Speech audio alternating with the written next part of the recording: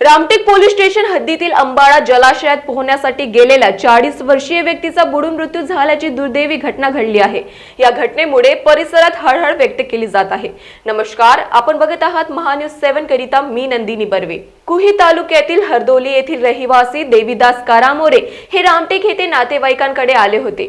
11 February रोजी दुपारी सुमारे 1 वाजता ते अंबाळा जलाशयात पोहण्यासाठी उतरले, मात्र पाण्याचा अंदाज न आल्याने ते खोल पाण्यात बुडाले। माहिती मिळताच रामटेक पोलिसांनी घटनास्थळी धाव घेत शोध मोहीम सुरू केली, मात्र अंधार पडल्याने ती थांबावी लागली। 12 फेब्रुवारी रोजी सकाळी स्थानिक गोताखोरांच्या मदतीने मृतदेह बाहेर काढण्यात आला। मृतदेह उपजिल्हा रुग्णालय रामटेक येथे उत्तरीय तपासणीसाठी पाठवून नंतर नातेवाईकांच्या ताब्यात देण्यात आला। दरम्यान अंबाळा हे तीर्थक्षेत्र असून दररोज हजारो भाविकांची येथे गर्दी असते।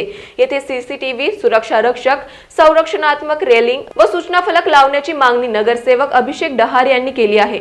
या घटनेनंतर अंबाळा जलाशयातील सुरक्षेचा प्रश्न पुन्हा एकदा ऐरणीवर आला आहे। क्षेत्र अंबाळा तलाव येथे काही नातेवाईकांसोबत आलेला होता।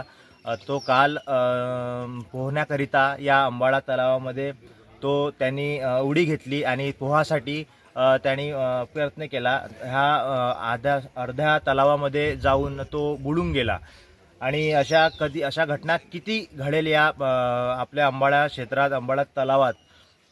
अशा प्रशासनाला मी विनंती करील की या जो अंबाळा तलावाच्या साईडनी रेलिंगची व्यवस्था आणि सूचना फलक आणि एखादी गार्ड असला ती ही जीवहानी आपल्याला रोखता येईल।